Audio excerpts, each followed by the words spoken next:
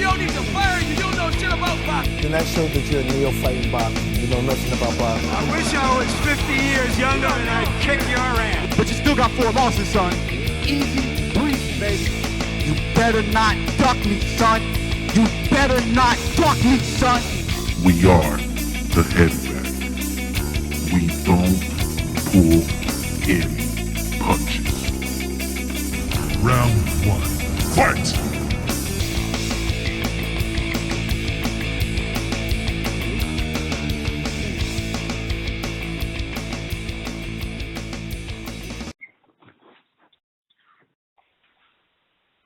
Welcome to another episode of Tough Talk Tuesday. As always, I'm your host, Lucas Figures. Alongside me will be Rudy Gutierrez and Robert Alexander. What's going on, guys? What up, what up? All right. Crazy kind of week here for boxing. A lot of fights ending controversially, along with some crazy headbutts that really shouldn't have happened. But first, I want to lead off with you, Rudy. You were there live for Lundy versus Herrera, and I want you to go ahead and tell me how you saw that fight and how you saw it all go down. Well, you know, you want me to talk about just that one fight or the whole card? Talk about the whole card, man. Well, yeah, I mean, you know, the event itself was pretty solid. I mean, you had a couple of De La Hoya's young prospects. You know, they were there obviously to put on a show. You had Nick Arce, who is a fighter that's been on LA Fight Club, I think, probably once, because he's 3-0, 4-0 actually now. And the dude brings a crowd, man. Like, it's crazy how many fans he brings. And to be a fighter 3-0, 4-0 barely right now. But his fight also ended in a controversy. He hit the guy with an uppercut, and the guy kind of just, I wouldn't even say stumbled to the ropes. He just kind of backed up to the ropes, and the referee just jumped to stop the fight. Like, it was crazy. That was in the first round, and all, like, pretty much the whole sports arena started booing because it was obviously a bullshit stoppage. And then you had the fight with Jojo Diaz. I don't know if clarify with me if that was televised. Did you guys see that fight? Yeah. Yeah, well, you guys saw it, and that was pretty. I personally, I think that was probably the best fight of the night. The dude, you know, Jojo Diaz was there, and I'm gonna say personally, I was a little disappointed with his performance. I'm not trying to downgrade his performance, but I think it was quite evident that he needs to work on his defensive boxing skills, because he just could not figure out the way how to get, you know, keep the guy off of him. I forgot the guy's name. I think his name was Alvarado. He was from Nicaragua, and that guy came to fight. He was no bum. You know, he was there and just put relentless pressure on Jojo Diaz. At some point, I was thinking to myself, I was like, damn, Jojo Diaz might hit the canvas anytime soon, because he was getting hit by some good solid punches. But I mean, Jojo Diaz got the job done and ended up winning the fight. Then we had the fight with Mike Perez. That was a pretty good fight. It was competitive and finally knocked him out. He actually used, which is funny because I don't know if you guys knew this, but the punch that pretty much won him the fight was a jab. He knocked dude out with a jab, which is pretty impressive. And then obviously the main event, you know, the Lundy versus Herrera fight. Personally, I was a little disappointed for the way the fight ended. I mean, I didn't see I didn't go into this fight expecting a knockout. I mean, both guys aren't, you know, known for knockout power. I was expecting a good boxing match, and I was a little disappointed with Herrera's performance, actually. I don't know if you guys seen the press post press conference that we posted up on YouTube, but you know, it's pretty much what Lundy said. I mean, he confused Herrera. Herrera definitely seemed confused. He seemed frustrated.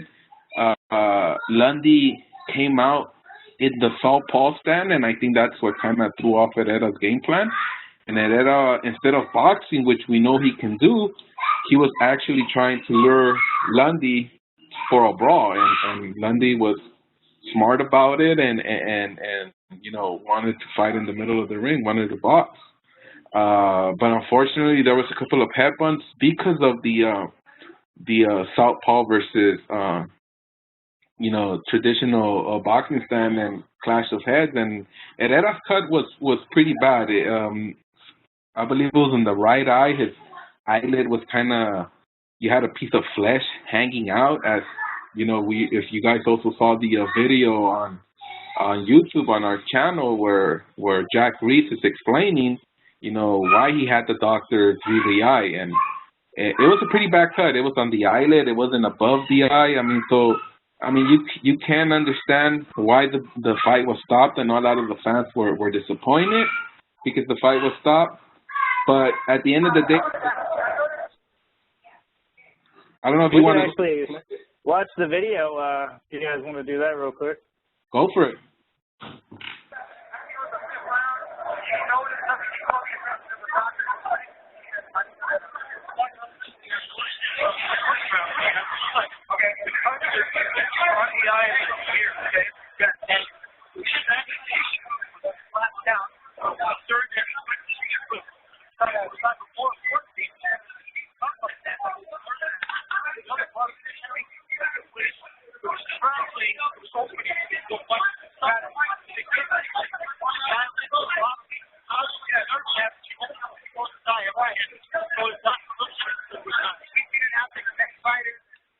all right.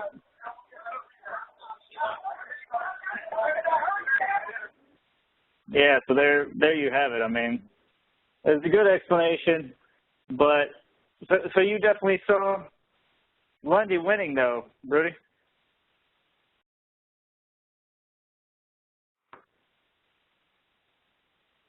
Did I lose you?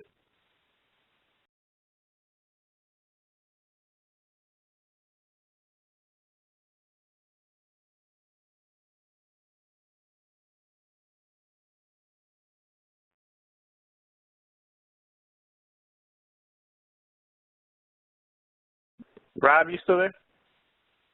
Yeah, I'm still here. Okay. Not sure what happened to Rudy, but how did you see that fight, Rob? I mean, to me, I definitely did have Lundy winning, and that's not something I was actually expecting. If we went ahead and did predictions on this, I would actually say that at this point, I would have picked Herrera to win. But he seemed to be just not getting outboxed, but just getting outbrawled. Everything that Lundy landed was powerful and very visual. But how did you see that fight? Honestly, I mean, disappointing that I seen it end too soon. I think we were in for a great brawl. I totally agree with what Rudy said, though. Herrera looked completely unprepared for Lundy in regards to the stance and boxing style. He was playing into Hank Lundy's hands, so to speak, because we all know Lundy's a brawler, and he can brawl with the best of them.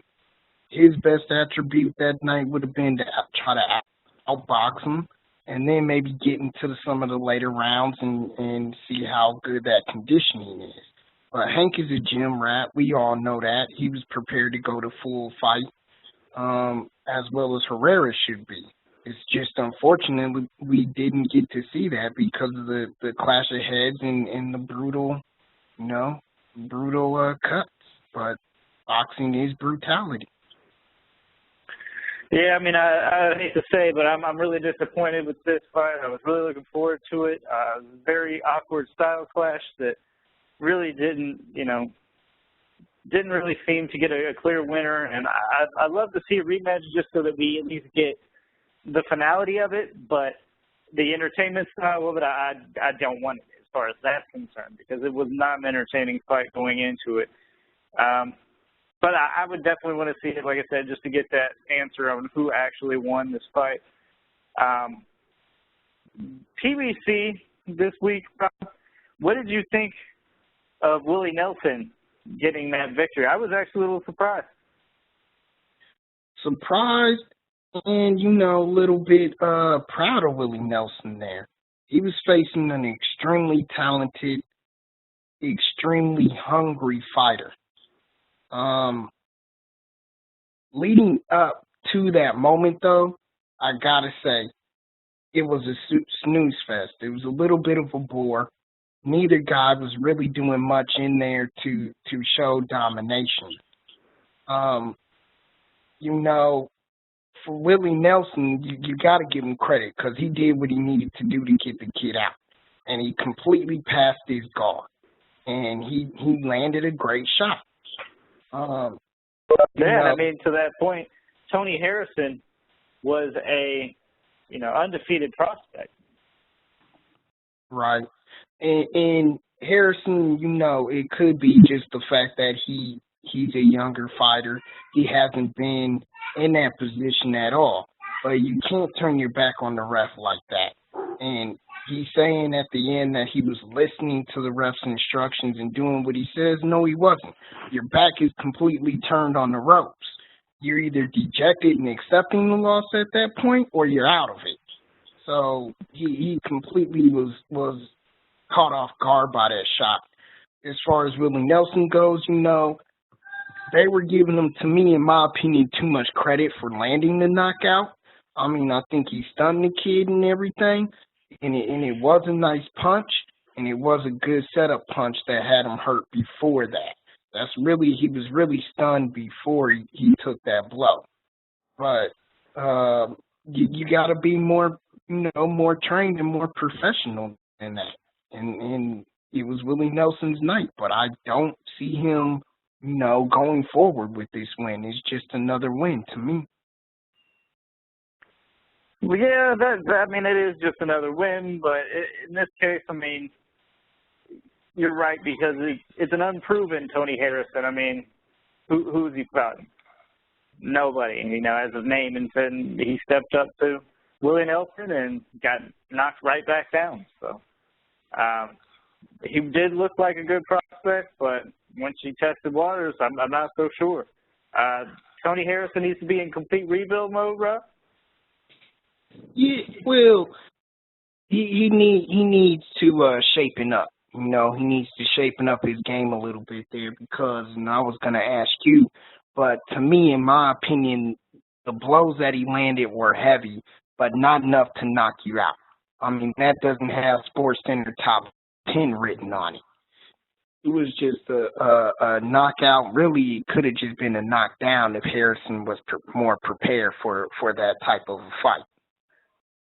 Yeah, I agree. That punch did not look like anything powerful. I've seen Nelson land much harder punches, but I was not thinking that would be a knockout at all. But he just faced the corner and basically was hugging the turnbuckle, and he gave up any attention to the ref or to the other fighter. And, he left the referee no choice but to call it off. And, to argue after that's just ridiculous. You clearly didn't want to fight. That was my take on it. Rudy's back joining us.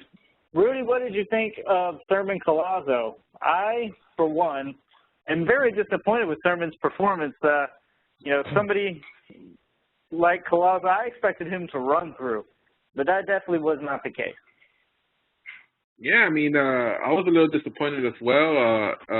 When I was at the sports arena, some of the other colleagues there from other media outlets were talking about, they're like, whoa, did you hear a Collazo rock Thurman or something like that? But it was, I guess, that body shot that could have pretty much sent Thurman into like what the when I saw the fight, when I later that night when I got home, you can say that Thurman's performance was a little disappointing because obviously Collazo, once we saw that fight, being made. We were like, well, this should be an easy fight for Thurman, right? Being the way he's performed in the past. But I mean, I give him props for dishing out that vicious liver shot and not going down and fighting through that pain. I mean, you know, a lot of people want to see this as a cup half empty for Thurman, but I give him a lot of props for enduring that pain and not going down, not taking the knee. Because, I mean, that punch right there, Collazo's probably not the biggest puncher, right? But that punch right there was well placed and could have dropped anybody. All right, well, let's take a look at it, guys.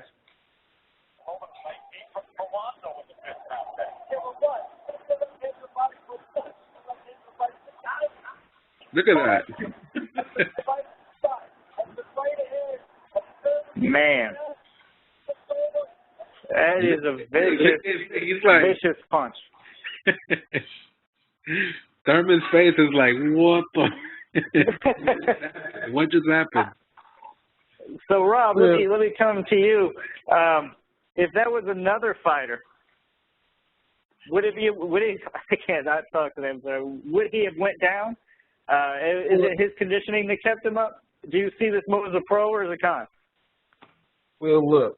Absolutely any other fighter in their right mind would have went down. Like Rudy said, it was a complete liver shot.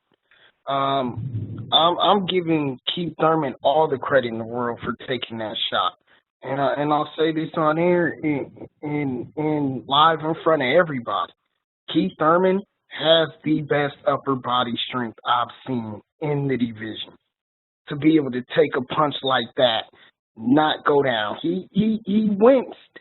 He did wince. You can't not wince from a shot like that. But the guys, you know, in the arena, Rudy talking about how he got rocked, he didn't show it that much. He didn't show like he was really ready to go down. He was hurt. We all knew that.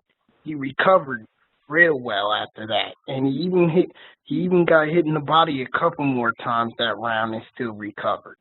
So anybody else in the division, you know, he has the best upper body strength, and some of the best conditioning I've seen in a boxer out right now. He's not just the looks. And I'll give you guys that. I mean, I'll give you that. He's definitely able to take that punch well. He was able to escape a knockdown there because, well, I agree, a lot of people probably would have went down from that shot. However, throughout the rest of the fight, how was his performance? Because to me, he was still a little lackluster. He's not as good as what we've seen him. Or am I the only one that saw that? No. And that comes from, personally, what I think is the issue there is, and we've had Keith Thurman on the air before. Even Teddy Atlas and those guys commentating said this about him when they met him. He is a heavy thinker.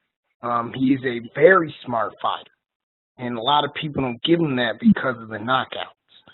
And I think a lot of his issue right now is he's overthinking it in the ring. He's just overthinking it. And he's getting away from what he does best, which is knockouts. You know, we see him in the ring. Everybody knows he has the power, but it's like almost as if he's trying to distance himself from that, and it's not really working because he's overthinking out there in the ring.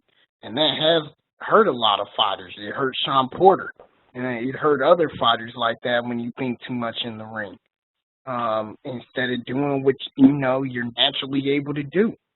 So I really think he's just overthinking it right now. He's okay because he's a lot more talented than these guys he's fighting. And, you know, I really see a favorable matchup that can do him a lot of good, win or lose in the future. Collazo is a battle-tested veteran, so maybe I'm going a little bit too hard on old one time, but let me go to you, Rudy, here. Is he in the running now for I'm sorry, go ahead, speak on it first. I just wanted to make a point on, I think, I mean, in a way, I mean, even though sometimes you don't want to get caught up all up in the hype and everything. I mean, yeah, we're reporting boxing, but at the end of the day, we're also fans. You know what I mean? And I think that, and I'm guilty of it. I'm guilty of it. I mean, kind of underestimated what Collazo can do in the ring. By all means, I'm not saying that Collazo is this, pound for pound, a future Hall of Famer, a boxer, right? But I mean, the dude's been in the game for a while. He's an experienced boxer, and I'll be man enough to admit that I underestimated his boxing skills. I mean, the dude is a southpaw fighter, and he knows a thing or two to get around the square circle, and I think we saw that. I think we also saw it against Khan. I mean, a lot of people, myself included, thought that Khan was just gonna, run this dude over and outbox him and make him look, amateurish, and that wasn't the case. I mean, the dude has some type of skills under his belt that he's gonna make anybody's fight a long night in the ring, and I think that's what happened, and it became a little bit more competitive than what I thought. I mean, but I mean, I still think that Thurman has a lot. He's young and has a lot to still learn in the ring, and I think if he keeps doing what he's doing, which is winning, then he'll be all right. That being said, Collazo still quit. In any regards, I do not commend him for that. I will not commend him for quitting like he did. Yeah, I mean, and that's what I said. I mean, I'm not gonna go out on a whim here and say that Collazo is like the straight out G. I mean, obviously, Collazo's Collazo for a reason, right? But you can't deny that he does have some skills, Yeah, I don't understand why he quit right after having him hurt like that. I mean, it almost seemed a little fishy, but it's just a little weird. I mean, the cut wasn't even that bad, guys. Do you think he was just feeling that power, and he was just like, I'm done for the night? It's something like that. If it wasn't that, there was some extra money in for taking the dive. No, I wouldn't say that. I don't say that only because of the body shot. Without that body shot being landed, if he went out the way that he did, and without that body shot, I might say that the fix was in. But because Thurman wasn't looking the best, without that body shot, especially after the body shot, though, for him to quit on top of his game, his moment there in that fight, to quit right after that just makes sense to me. But I think he didn't want to give Mama Collazo another stroke. But Rob, so the rumor, let me clarify with you and see what you think, but Thurman is in the running for Mayweather, along with Cream Mayfield, Andre Berto, and Sean Porter. What do you think Thurman's chances are of actually landing that fight? Well, especially now, and especially at the weight that he's in, he has a good shot. He does have a real good chance. The thing is that in everything I'm hearing and understanding, though, Floyd does want this to be a free fight. And, Thurman versus Floyd free would be good for Showtime, premier television. I don't see it being CBS. Even though Thurman is fighting, on NBC right now, that's too big of a fight to me to be just on the air like that. Thurman's going to demand some sort of money here. He's going to demand a nice payday to get Floyd. So, it being negotiated on a television like CBS, to me, that's iffy. That's up in the air. I think he's throwing other names out there, right? Kareem Mayfield, that's a joke. Andre Berto is, possibly in the running, but he's probably further down that list. And he's throwing names out there like he always does, just to get people talking, just to kind of get a feel to see, can I get away with it or no? The fans are going to demand, a bigger name. I still don't understand why he just don't take the fight with Khan. honestly, personally. You can get some good money in that. You can go overseas and tap into that market, get a good gate crowd. If he's thinking about, Mayfield and Berto, then he definitely needs to just go ahead and fight Tom. You sounding like a Floyd hater right now, Brock. No, we all know what time it is right now. When it's time to pick Floyd's opponent, he's gonna drop 150 different names out there. It doesn't matter who he fights. In my opinion, right now, he's already beat the biggest threat to beat him in Manny Pacquiao in around his weight class. The biggest threat to beat him is he's not going to take that fight. He won't fight Triple G at all. So there is no other threat out there. So really, right now, he's just picking names and seeing what sticks. Hey, what do you guys think about Kareem Mayfield? Oh, nobody's talking. Okay, how about Berto? Oh, I got two people talking. Well, how about Thurman? And then the chatter starts. So he's kind of revving us up to see who he's gonna choose. Yeah, I don't expect Thurman to actually get the nod. He said Kareem Mayfield and Andre Berto, and I think that's what he plans to stay with. Sean Porter and Thurman, he's going to really have to put up a decent fight, and I don't think he's wanting to try quite that hard for his grand finale. I think Floyd is more worried about matching up either Porter or Thurman with Spence. I don't know, but if he brings up Berto and fights Berto, I'm gonna have to bring up a lot of issues there, because who got caught with Peds? You're gonna bring up all these issues with Peds, and then you're gonna fight a dude who's known for Peds. Come on, man. But he's not gonna bring up testing or anything. Makes no sense to me. I mean, why not go out on top? Fight a decent fight. Why go down to Andre Berto? I mean, to me also he keeps using Pacquiao. He to defend himself. He was like, well, Pacquiao fights Chris Algieri. That's okay, but Pacquiao's got 6 losses, man. You're undefeated. You should hold yourself at a little bit of a higher standard. Why are you still comparing yourself to Manny Pacquiao? I don't get it. It doesn't make sense to me.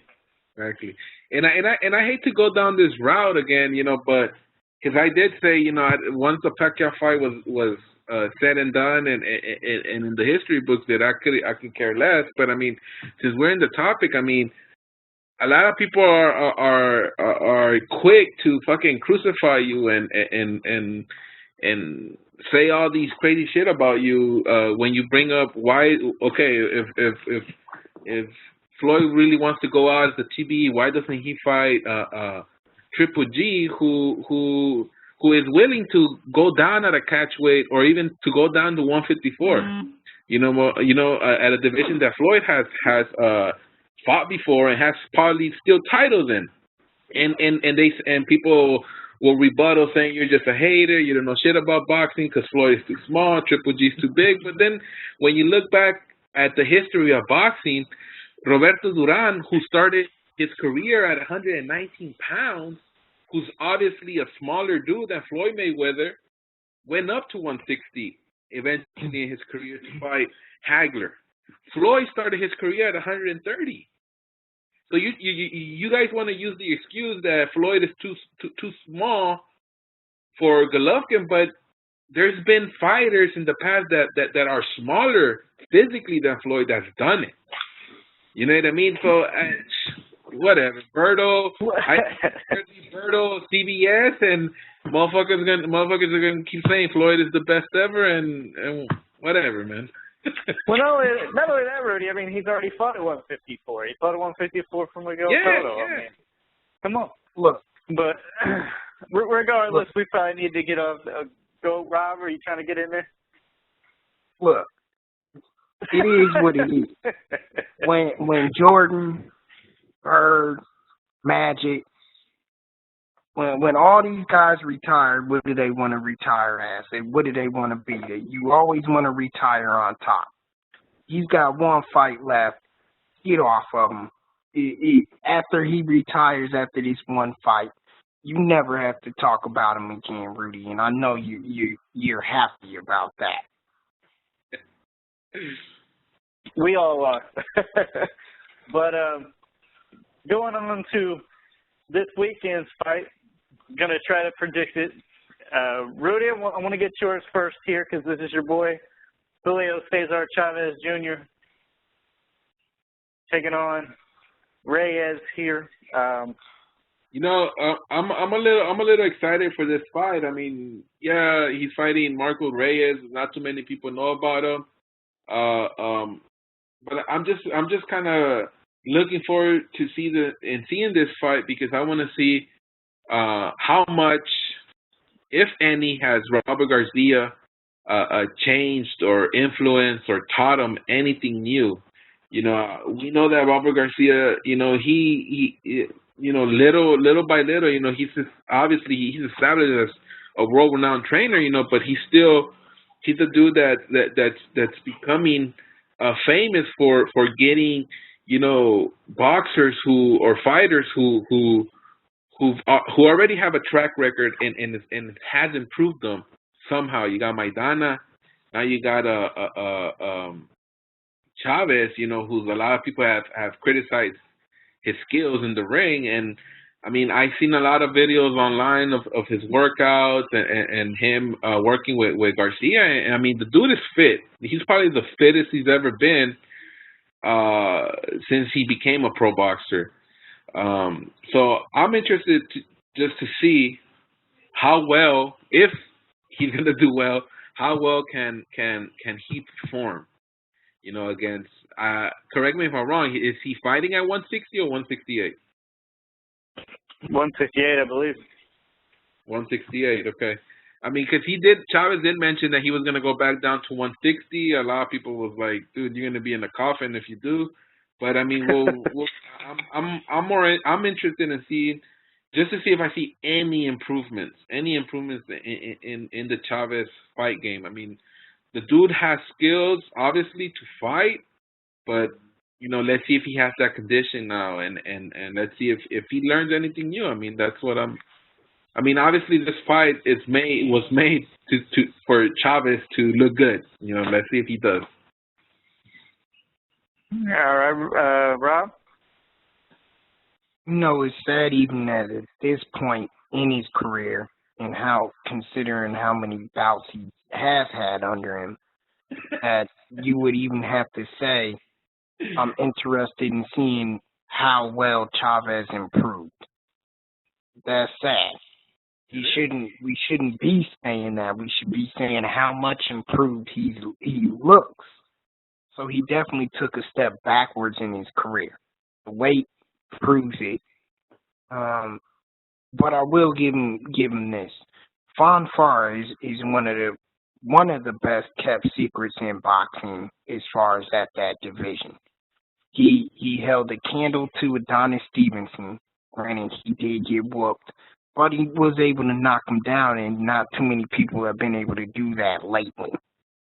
And he's a legitimate, you know, gatekeeper, so to speak, at that weight class that he's in. So when Chavez fought him, especially it being his first fight at that weight, that was a major mistake. Major mistake on his part. So I will say that this go around, he definitely should look better. The problem is how many trainers and how many chances do you get before, you know, enough is enough? At this point in his career, he should be fighting guys like Andre Ward, Triple G. He should be at that caliber and at that level. And instead, he's fighting Reyes, which is an unknown fighter that I'm once again predicting will take his ass out. Because, let's face it, he always looked the part, and he always been able to look the part going into a fight. But none of these trainers can get through to him because he's simply just fighting for the fame. He's fighting to say he's a boxer. And that's all he is to me, in my opinion. That's all he ever will be.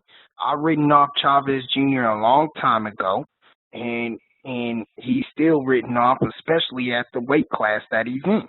I'll never pick Chavez in another fight again, at least at this juncture, until he mans up, gets his maturity level in check, and I'm sorry, but it's going to take, a rude awakening for him before he does that. He doesn't take the game serious, and this is a sport that I love and respect, and he doesn't respect it at all. So Chavez can go to hell. God damn, bro. How much from Far fight, bro? I picked Funfar, if you remember. It's the way Chavez goes about boxing, period. He doesn't respect it. He completely disrespected it into that Martinez fight. Going into that's when he started disrespecting it, and then it went downhill from there. And I don't respect the guy at all. He's been handed a silver spoon. He's been fed out of a silver spoon his whole life, and he gets this opportunity that, hell, I know Lucas and I both, and Rudy too, both wish we had, and he completely shits on it. And he's a disgrace to his father, period. I mean, all that Mexican hate, man. Are you related to Donald Trump at all? No, unlike Donald Trump, I can go into a Taco Bell and not get my food spat in. All right. I mean, guys, I looked it up. It is at super middle, so it's at 168. The problem, though, is that Reyes is really ranked as a middleweight, and Chavez Jr. said he's practically a light heavyweight. So really, who's going to have the advantage here? Of course, you're going to have Chavez Jr. having the advantage. Underneath a new trainer, maybe finally Garcia can get him into the shape that he needs to be in and keep him a little bit happier in training. Maybe even make him submit to Garcia's way of training instead of saying, hey, I'm going to get up at 2 a.m. and train. Okay? Sometimes, if it's not working, fix it. It clearly is not working. So I believe Chavez Jr. is going to make at least a little bit of a change, enough to at least get past Reyes. However, I'm going to have to see how he actually performed and how he looks at the weigh-in before I can get on the bandwagon and say he's going to be back to form. But I agree, he's done at 160. I don't think he'll be able to make that weight. There's no way.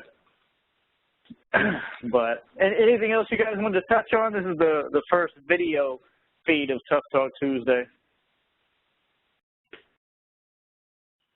Yeah, no, I got something. Sure. Rudy. What's up? Rudy. Please don't cut my head off for this one. Sugar Shane Mosley's returning to the ring against your boy Mayorga.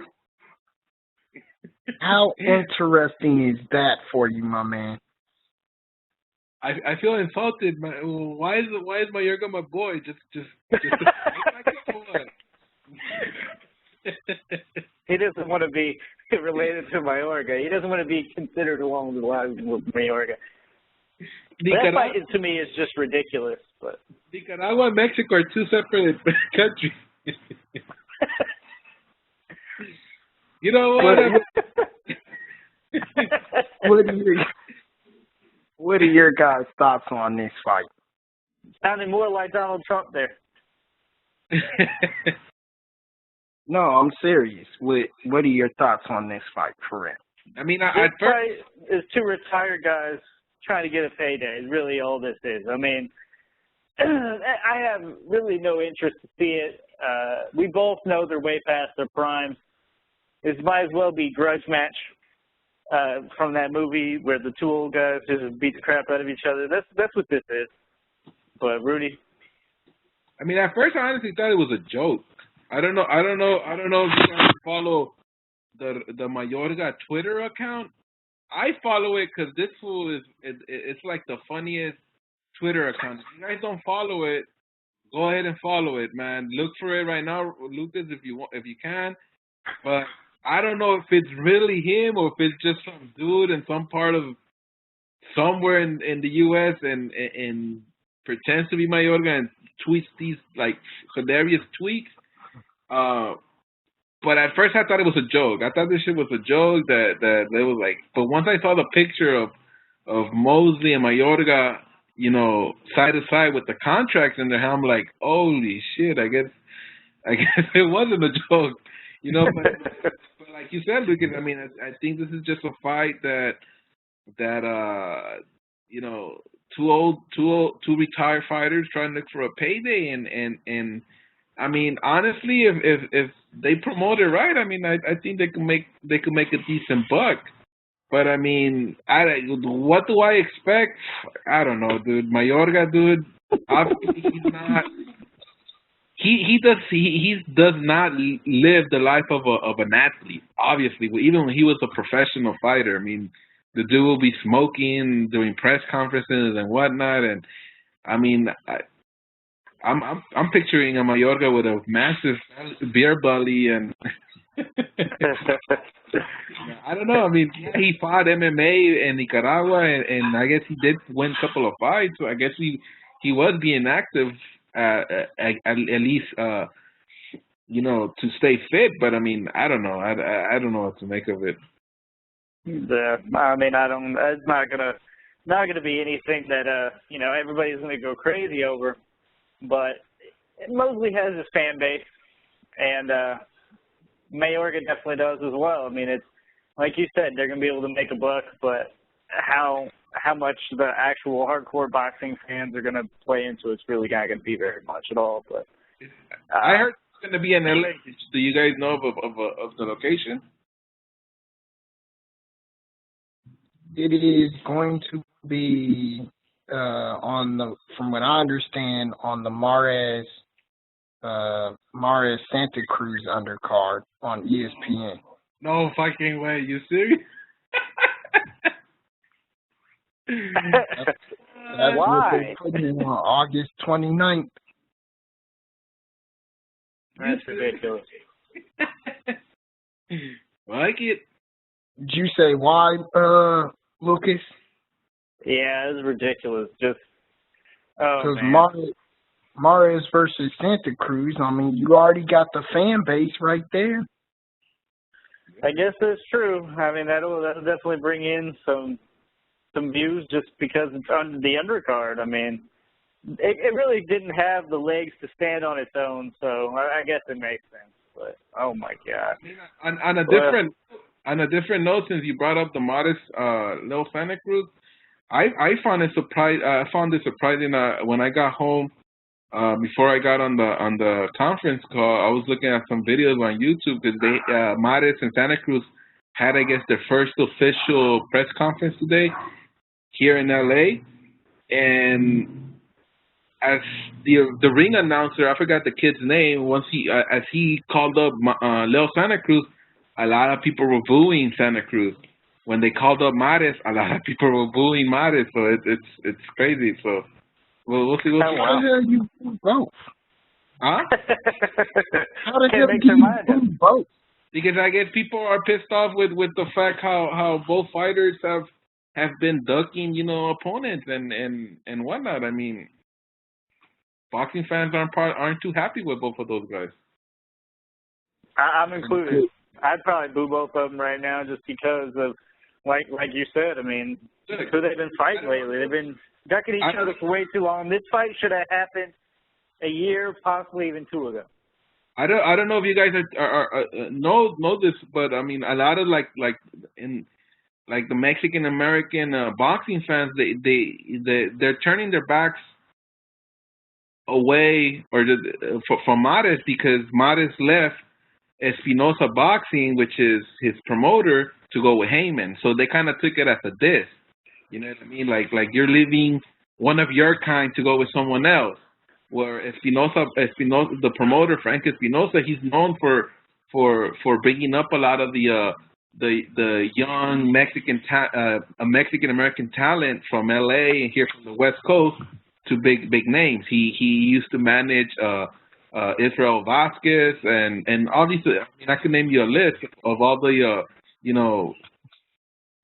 Latino promoters Latino boxers that he's managed, and the way how he kind of just left Espinosa and went to Heyman for whatever reasons. A lot of the Mexican-American boxing community here in LA, they're like, fuck Mares for that. And then obviously the Leo Santa Cruz, who, has, in my opinion, has no business fighting Mares. He should be fucking fighting Rigondeaux, but for whatever situation, we got the Mares fight. Yeah, there's also rumblings of Lomachenko Rigondeaux in the background, but that's going to have to be for another show. So for Rudy Gutierrez and Robert Alexander, this was the first video of Tough Talk Tuesday. Hope you enjoyed it, and we'll see you again next week.